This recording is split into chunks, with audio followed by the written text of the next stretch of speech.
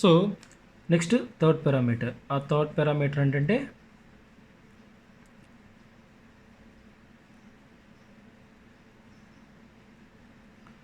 Hybrid parameter.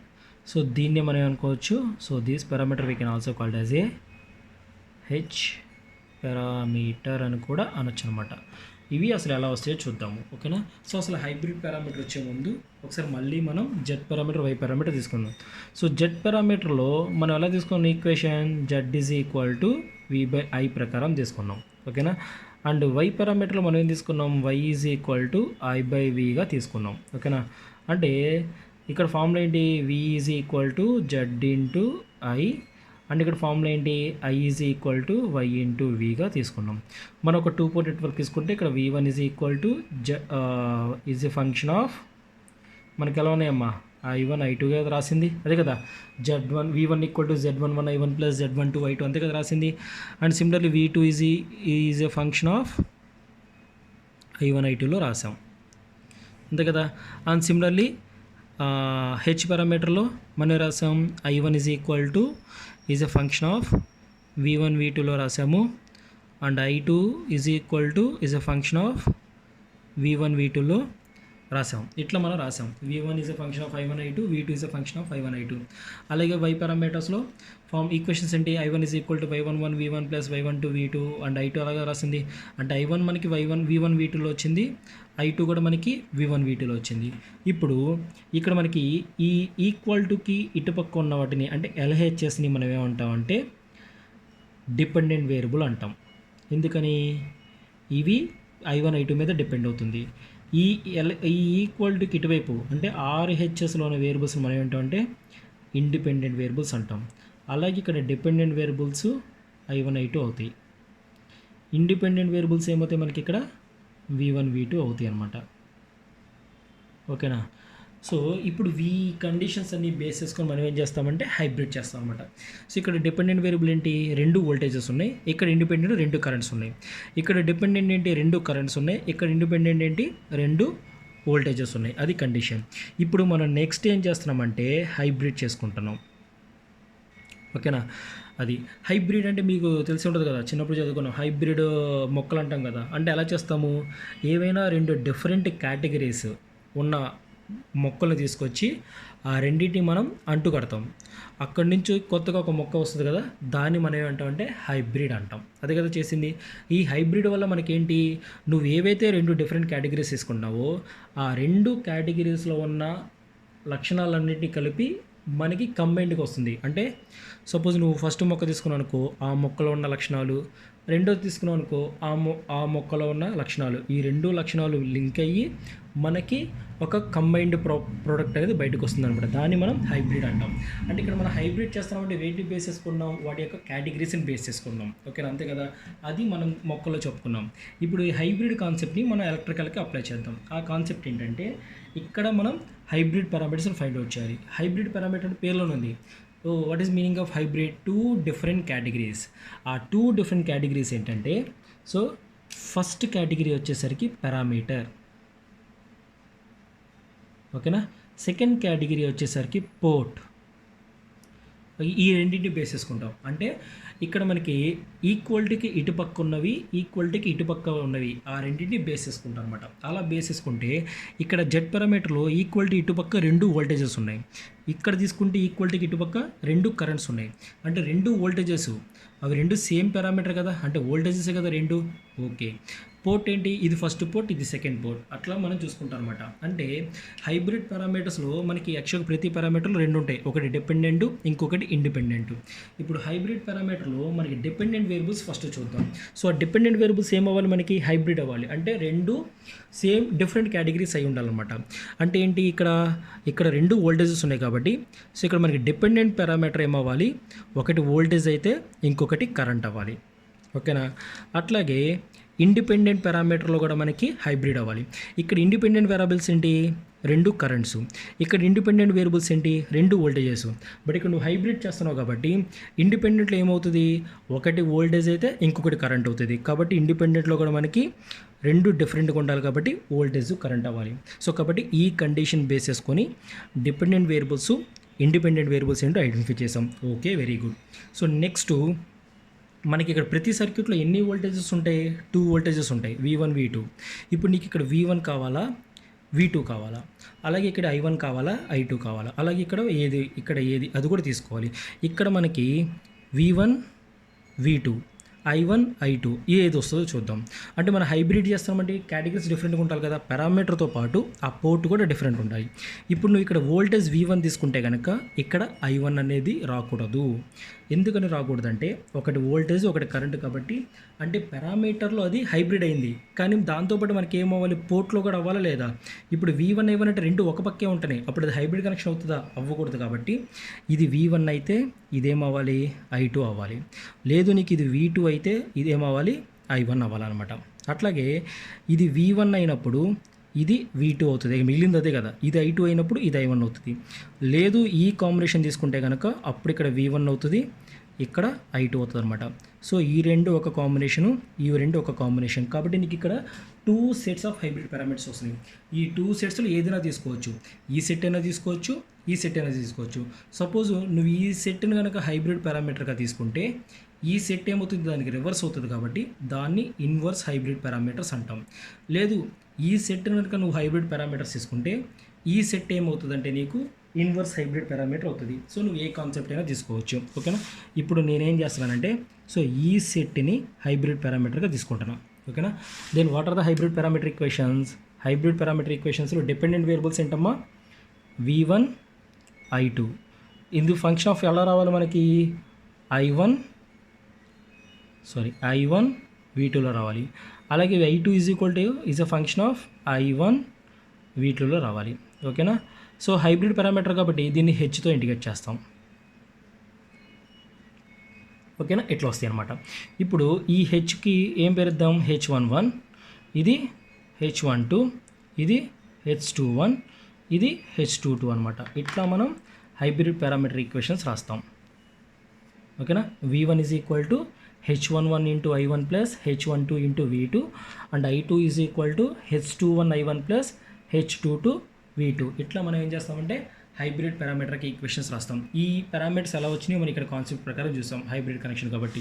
So next మనం ఏం చేస్తున్నాము, no we are going to calculate the individual parameter H11, H12, H21, H22. ఈ 4 parameters మనం calculate చేస్తాం అనమాట. So what is the first parameter, H11. So H11 formula ఏంటి, H11 formula V1 minus H12 into V2 by I1. H12 formula ఏంటి, V1 minus H11 into I1 by V2. H21 formula ఏంటి, I2 minus H21 into I1 by V2. H22 formula ఏంటి, I2 minus H22కి I2 minus H22 కదా, sorry అమ్మా, H22 into V2 by I1, H21 into I1 by V2. ఇట్లా calculate చేస్తాం అనమాట. కానీ ఇక్కడ మనకి H11 క్యాలిక్యులేట్ చేయాలి, ఇది ఉంటుంది కాబట్టి V2 జీరో చేస్తాం. అంటే ఏమవుతుంది అప్పుడు, ఇక్కడ basic formula V1 by I1 ఎప్పుడు వస్తుంది, V2 జీరో చేసినప్పుడు వస్తుంది. H22 ఈజ్ ఈక్వల్ ఫార్ములా ఏమవుతుంది, V1 బై I2 ఎప్పుడు, when I1 is equal to 0 అయినప్పుడు. నెక్స్ట్ ఏంటి, I2 బై I1 ఎప్పుడు, when V2 is equal to 0 అయినప్పుడు. ఇదేమవుతుంది, I2 by V2 when I1 is equal to 0 అయినప్పుడు. So ఇక్కడ కూడా మనం ఏం చేస్తున్నాము, హెచ్ పారామీటర్స్ని క్యాలిక్యులేట్ చేయాలంటే ఒకసారి V2ని 0 చేస్తున్నాము, ఒకసారి I1ని 0 చేస్తున్నాము. ఇక్కడ కూడా మనకి హైబ్రిడ్ అవుతుంది చూడండి. సో జెడ్ పారామీటర్స్లో ఏం చేసాము, 2 సార్లు కరెంట్స్ని 0 చేసాము, I1 I2ని 0 చేసాము, అంతే కదా. వై పారామీటర్స్లో మనం ఏం చేస్తున్నాము, 2 సార్లు వోల్టేజెస్ 0 చేసాము. కానీ ఇక్కడికి వచ్చేసరికి చూడండి, ఒకసారి వోల్టేజ్ని 0 చేస్తున్నాం, ఇంకొకసారి కరెంట్ని 0 చేస్తాం. అంటే ఇక్కడ మనం పారామీటర్ కనుక్కునే ప్రాసెస్లో కూడా మనం హైబ్రిడ్ కనెక్షన్ అనేది ఫాలో అవుతున్నాం అనమాట. సో కాబట్టి వీటిని హైబ్రిడ్ పారామీటర్స్ అంటాం. ఇప్పుడు దీని పేర్లు చూద్దాం. ఓకేనా? సో ఫస్ట్ దాని పేరు ఏంటమ్మా, V1 by I1. V by I అంటే ఏంటి, ఇంపిడెన్స్ కదా. So this is impedance. Okay, ఏ ఇంపిడెన్స్, 2 ఒకే దగ్గర ఉన్నాయి, ఎక్కడ ఇన్పుట్ దగ్గర ఉన్నాయి కాబట్టి it called input impedance. So ఇక్కడ మనం సర్క్యూట్ తీసుకోలేదు కదా, నెట్వర్క్ ఇది V1 I1 port A, V2 I2 port B. And next V1/I2. V1/I2 అంటే ఏంటది మళ్ళీ మనకి H12 ఫార్ములా ఏంటి, V1/V2. సో V1/V2, V/V రెండు మనకి సేమ్ పారామీటర్ ఉన్నాయి కాబట్టి దాన్ని ఏమంటామంటే గెయిన్ అంటాం. ఆ రెండు పారామీటర్స్ ఏంటి, వోల్టేజ్, కాబట్టి ఇది ఏమవుతుందంటే మనకి వోల్టేజ్ గెయిన్ అవుతుంది. నెక్స్ట్ పారామీటర్ ఇది, ఇక్కడ ఏంటి I2/I1 రెండు సేమ్ పారామీటర్ని డివైడ్ చేస్తున్నాం కాబట్టి దీన్ని ఏమంటాం గెయిన్ అంటాం. బట్ అది ఏ గెయిన్ అవుతుంది, కరెంట్ గెయిన్ అవుతుంది, ఎందుకంటే 2 పారామీటర్స్ కరెంట్ కాబట్టి. నెక్స్ట్ ఇదేంటిదమ్మా అడ్మిటెన్స్, ఎందుకని I/Vని అడ్మిటెన్స్ అంటాం. బట్ ఇక్కడ కరెంట్ అడ్మిటెన్స్లో I2 V2 రెండు ఎక్కడ ఉన్నాయి, అవుట్పుట్ దగ్గర ఉంది, కాబట్టి దీన్ని ఏమంటాం అంటే అవుట్పుట్ అడ్మిటెన్స్ అంటాం. ఇట్లా ఈ 4 పారామీటర్స్కి నేమ్స్ ఇస్తాం అనమాట. So these are hybrid parameters. So మళ్ళీ ఇప్పుడు మనం ఒక సర్క్యూట్ తీసుకుందాం.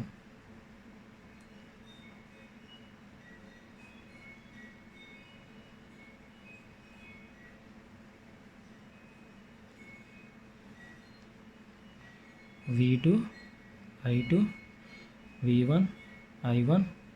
So 4 ohms 2 ohms 4 ohms 2 ohms ఇలా తీసుకుందాం. ఓకేనా, ఇది ఇప్పుడు దీంట్లో మనం ఏం క్యాలిక్యులేట్ చేద్దాం. So no we are going to calculate hybrid parameters. ఓకేనా, so first hybrid parameter equations రండి. ఏంటిదమ్మది, V1 is equal to H11 I1 plus H12 V2 and I2 is equal to H21 I1 plus H22 V2. Okay, ఇప్పుడు దీంట్లో మనకి ఈ 4 parameters కావాలంటే ఒకసారి I1 0 చేస్తాం, ఒకసారి I2 0 చేద్దాం. ఏది తీసుకుందాం case, so that is up to our choice. So case 1 నేనేం చేస్తున్నానంటే make I1 is equal to 0. So I1 0 చేసాం కాబట్టి మనం ఏం చేయాలి, ఓపెన్ సర్క్యూట్ ఇన్పుట్ బ్రాంచ్, ఎందుకంటే I1 మనకి ఇన్పుట్ దగ్గర ఉంది కాబట్టి ఇన్పుట్ బ్రాంచ్ని ఓపెన్ సర్క్యూట్ చేద్దాం. ఓకేనా, ఇన్పుట్ బ్రాంచ్ అంటే ఇది ఇక్కడ మన దీన్ని I1 0 చేసావు, I1 అంటే దేంట్లోకి వెళ్తుంది, 4 ohmలోకి వెళ్తుంది కాబట్టి ఈ 4 ohm ఉండదు కదా, దాన్ని సింపుల్గా మనం ఏం చేయొచ్చు, తీసేయచ్చు. అప్పుడు మనకి సర్క్యూట్ ఏమొస్తుందమ్మా, నేను డైరెక్ట్గా తీసేసి రాస్తున్నా, సో కాబట్టి ఈ రెసిస్టెన్స్ ఉండదు.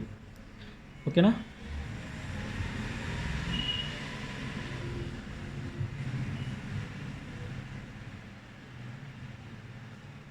So this is V2 and this is I2 2 4 2 and this is V1 ఇట్లా వచ్చిందనమాట. ఓకేనా, ఇప్పుడు మనం దేన్ని 0 చేసాం, I1ని 0 చేసాం కాబట్టి మనకి ఏ పారామీటర్స్ వస్తాయి, ఈ 2 పారామీటర్స్ వస్తాయి. సో ఏంటి 2 పారామీటర్స్, సో H12 ఒకటి, H22 ఒకటి. So what is the formula for H12 formula is V1/V2. H22 formula ఏంటి, I2/V2. ఇప్పుడు అవి మనం క్యాలిక్యులేట్ చేద్దాం. ఓకే, సో ఇప్పుడు మనం ఏం 0 చేసాం, I1 0 చేసాం. I1 0 చేస్తే మనకు వచ్చే 2 పారామీటర్స్ ఏంటమ్మా, H12 H22, ఈ 2 పారామీటర్స్ వస్తాయి. సో ఫస్ట్ మనం ఆల్రెడీ ఏం చెప్పుకున్నాం. సో ఫస్ట్ ఏ పారామీటర్ క్యాలిక్యులేట్ చేద్దామంటే, సో మనకి రెండు ఎక్కడైతే ఉంటాయో అది ఫస్ట్ మనం క్యాలిక్యులేట్ చేద్దాం. సో ఫస్ట్ మనకి I2 V2 రెండు ఒక చోట దగ్గర ఉన్నాయి కాబట్టి H22 క్యాలిక్యులేట్ చేద్దాం. సో ఇది క్యాలిక్యులేషన్ మనం ఏం చేస్తాం చెప్పాం, ఓమ్స్లో అప్లై చేద్దాం. So according to Ohm's law V2 is equal formula ఏంటి, I2 ఇంటూ టోటల్ రెసిస్టెన్స్. అంటే మనకి ఇది కావాలంటే ఫస్ట్ మనం క్యాలిక్యులేట్ చేయాలి, టోటల్ రెసిస్టెన్స్ క్యాలిక్యులేట్ చేయాలి సర్క్యూట్ నుంచి. ఓకేనా, సో ఇప్పుడు మన సర్క్యూట్ ఏది, ఇదే కదా. ఇప్పుడు మనకి V2 I2 అంటే ఇక్కడ ఉన్నాయి కాబట్టి మనం టోటల్ రెసిస్టెన్స్ ఎక్కడి నుంచి క్యాలిక్యులేట్ చేసుకుంటూ రావాలి, ఇటు నుంచి చేసుకుంటూ రావాలి. ఇటు నుంచి చేస్తున్నప్పుడు ఫస్ట్ 2 రెసిస్టర్స్ ఏంటమ్మా, ఈ రెండు కదా, ఈ రెండు మనకి ఎలా ఉన్నాయి, సిరీస్లో ఉన్నాయి కాబట్టి ఈ రెండింటి నుంచి మనకి ఎంత వస్తుంది, 6. అది దీనికి ఎలా ఉంది, ప్యారలల్ ఉంది కాబట్టి. So total resistance is equal to first 4 + 2, ఓకేనా, 6 ఇంటూ అది ఏమవుతుంది, 2 ohmsకి ఎలా ఉన్నాయి, అది 2 ohmకి ఎలా ఉంది, ప్యారలల్ ఉంది కాబట్టి 4 + 2 into 2/4 + 2 + 2. So that is 4 + 2 6 into 12, 6 into 2 అంటే 12 divided by 8. So total resistance ఎంత, 12/8. అంటే అప్పుడు మనకి ఏమవుతుంది, V2 is equal to I2 into 12/8. So మనకి ఎలా కావాలి, I2/V2గా కావాలి కాబట్టి that is equal to 8/12 and that is equal to ఎంత, H22. ఓకేనా, so we calculated this one. Okay, ఇప్పుడు నెక్స్ట్ మనకి ఇది వచ్చేసింది. నెక్స్ట్ మనకి ఏం కావాలమ్మా, H12 కావాలి. H12 కావాలంటే ఫార్ములా ఏంటి, V1/V2 కదా. సో మనకి V1కి V2కి రిలేషన్ కావాలి. కానీ ఆల్రెడీ ఇక్కడ మనకు ఒక రిలేషన్ వచ్చింది, ఏంటిది అది, V2 ఈజ్ ఈక్వల్ టు మనకి ఏమొచ్చింది, I2 ఇంటూ 12/8 ఆల్రెడీ వచ్చింది కదా. ఇప్పుడు మనం ఏం చేద్దామంటే ఈ I2ని ఎలా కన్వర్ట్ చేద్దాం, V1గా కన్వర్ట్ చేద్దాం. ఓకేనా, అంటే మనం I2ని V1గా మార్చాలి. అది ఎలా మారుస్తామో చూద్దాం. సో అంటే ఇది ఎలా మార్చాలంటే అది చూద్దాం. ఇప్పుడు ఫస్ట్ మనకు అసలు V1 ఏంటో తెలియాలి. ఇప్పుడు మన ఈ సర్క్యూట్ దగ్గరికి వస్తే ఈ సర్క్యూట్లో V1, సో ఈ సర్క్యూట్లో మనం V1 అంటే ఏం తెలుసుకోవచ్చమ్మా, V1 అంటే ఎక్కడ ఉంది, ఇక్కడే ఉంది కదా. ఓకేనా, అంటే ఇప్పుడు ఇక్కడ V1 అంటే ఏ రాసుకోవచ్చు, V1 is nothing but the voltage across 2 ohm resistor, అంతే కదా. ఇప్పుడు అదే రాద్దాం. ఓకేనా, ఇప్పుడు దీని నుంచి మనం V1 అంటే ఏ రాయొచ్చు, V1 is nothing but voltage of 2 ohms. So కాబట్టి అప్పుడు ఏమవుతుంది, V1 is equal to 2 into the current in 2 ohm resistor. అదెంతో చూద్దాం. ఓకేనా, ఇప్పుడు ఈ సర్క్యూట్ నుంచి మనకి ఎంత కరెంట్ వస్తుంది, ఇక్కడ I2 కరెంట్ వస్తుంది. ఆ కరెంట్ ఇక్కడికి వచ్చేసరికి ఏమవుతుంది, 2 పార్ట్స్గా డివైడ్ అయింది. అది ఇక్కడ IA అనుకో, ఇది IB అనుకో. ఇక్కడికి ఎంత కరెంట్ వస్తుంది, IB. ఇటు పక్క బ్రాంచ్ ఏమైనా ఉందా, లేదు. కాబట్టి ఇక్కడికి ఎంత కరెంట్ వస్తుంది, IB. అంటే ఈ 2 ohmలోకి ఎంత కరెంట్ వెళ్తుందమ్మా, IB కదా. అంటే ఇక్కడ ఏం రాస్తున్నాం, అప్పుడు V1 is equal to 2 into IBగా రాస్తామా లేదా, అది. ఇప్పుడు నెక్స్ట్ మనం ఏం చేద్దామంటే కరెంట్ డివైడ్ రూల్ అప్లై చేద్దాం. కరెంట్ డివైడ్ రూల్ ప్రకారం మనకి ఏ వాల్యూ కావాలి, IB కావాలి. కాబట్టి IB is equal to total current I2 into IB అంటే దేంట్లోకి వెళ్ళే కరెంటు, ఈ మొత్తంలోకి వెళ్తుంది కాబట్టి దీనికి ఆపోజిట్ అంటే ఎంత, 2. So that is 2/2 + 4 + 2, that is IB is equal to I2 into 2/8. ఇప్పుడు ఈ IB వాల్యూ తీసుకొచ్చి ఇక్కడ పెట్టు. ఓకే, అప్పుడు ఏమవుతుంది, V1 is equal to 2 into I2 into 2/8. So ఇది మొత్తం 2 టైమ్స్ పోతుంది. కాబట్టి అప్పుడు ఏమవుతుంది, V1 is equal to I2/2. ఓకేనా, ఇప్పుడు మనం ఇక్కడ దీన్ని ఎలిమినేట్ చేయాలి కాబట్టి I2 ఈజ్ ఈక్వల్ టు ఏం రాసుకోవచ్చు, 2 ఇంటూ V1గా రాయచ్చా లేదా. ఇప్పుడు మీరేం చేస్తారంటే ఈ I2 వాల్యూని ఇలా తీసుకొచ్చి ఇక్కడ పెట్టండి. ఓకేనా, అప్పుడు ఏమవుతుందమ్మా, so from that V2 is equal to 2 into V1 into 12/8. So ఇది 4 టైమ్స్, ఇది 3 టైమ్స్. అప్పుడు ఏమవుతుంది, V2 is equal to 3 into V1. So నీకు ఎలా కావాలి, V1/V2గా కావాలి కాబట్టి it's 1/3, that is equal to ఎంత, H12. ఇలా క్యాలిక్యులేట్ చేస్తాం అనమాట. అంటే ఇక్కడ మనం ఏం చేసాము, ఆల్రెడీ ఇక్కడ మనం H22 నుంచి V2కి I2కి రిలేషన్ తీసుకొచ్చాము. ఈ V2 I2 రిలేషన్ తీసుకొచ్చా. ఇప్పుడు మనం ఏం చేస్తున్నాం, ఈ I2ని V1గా మారుస్తున్నాం కాబట్టి అసలు సర్క్యూట్లో V1 ఏంటో తీసుకున్నాం. సో V1 అంటే 2 ohm దగ్గర వోల్టేజ్ కాబట్టి 2 into the current in 2 ohm resistor IB. ఇప్పుడు ఈ IB వాల్యూని క్యాలిక్యులేట్ చేసాం by using current divide rule. So current divide rule ప్రకారం IB వాల్యూ తీసుకొచ్చాం, దాన్ని తీసుకొచ్చి ఇక్కడ పెట్టాం. ఇక్కడ నుంచి మనకి I2 వాల్యూని ఎలిమినేట్ చేయాలి కాబట్టి దీని నుంచి I2 రాసి అది ఇందులో సబ్స్టిట్యూట్ చేసాం. మనకి V1కి V2కి రిలేషన్ వచ్చిందనమాట. ఓకేనా, 2 పారామీటర్స్ క్యాలిక్యులేట్ చేసాం. అండ్ నెక్స్ట్ మనం ఏం చేయాలి, so the second 2 parameters. So what are the second 2 parameter, దాని కేస్ 2 అనుకోండి. Okay, so okay, next case 2 మనం నెక్స్ట్ ఏంటి, నెక్స్ట్ దేన్ని 0 చేస్తాము. సో కేస్ 2లో ఒకసారి V2 0 చేసాం కదా, సారీ ఇప్పుడు I1 0 చేసాం కాబట్టి నెక్స్ట్ కేస్ ఏంటి, V2 0. So make V2 is equal to 0. Voltage 0 అయితే మనకి ఏం చేయాలి, షార్ట్ సర్క్యూట్ చేయాలి. Short circuit the output branch. ఓకేనా, ఇప్పుడు మన సర్క్యూట్ తీసుకోండి. మన సర్క్యూట్లో V2 ఏది, ఇదే కదా. ఇప్పుడు దీన్ని ఏం చేయాలి, మనం షార్ట్ సర్క్యూట్ చేయాలి. అంటే మనకి ఏం చేస్తున్నాం, దీన్ని ఇలా షార్ట్ సర్క్యూట్ చేస్తాం. ఇప్పుడు ఇది షార్ట్ సర్క్యూట్ చేసినప్పుడు ఏదైనా రెసిస్టెన్స్ ఎలిమినేట్ అవుతుందో లేదో చూడండి. ఇది షార్ట్ సర్క్యూట్ అయినప్పుడు మనకి రెసిస్టెన్స్ ఎలిమినేట్ అవుతుందో లేదా, కాబట్టి ఇది ఎలిమినేట్ చేసి డైరెక్ట్గా మన సర్క్యూట్ని డ్రా చేద్దాం. సో కాబట్టి అప్పుడు ఏమవుతుంది, ఇక్కడ మనకి 4 ohms,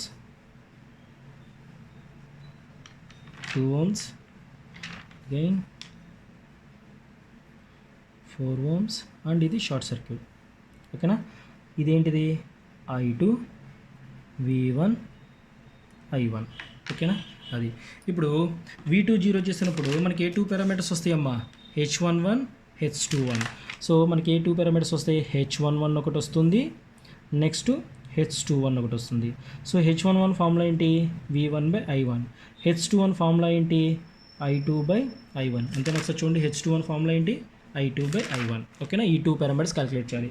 ఇందులో మనం ఫస్ట్ ఏది క్యాలిక్యులేట్ చేద్దాం అనుకున్నాం, సేమ్ పుట్ కాబట్టి ఇది. దీనికి మనం ఏం చేస్తున్నాము, ఓమ్స్లో అప్లై చేస్తాం according to the Ohm's law.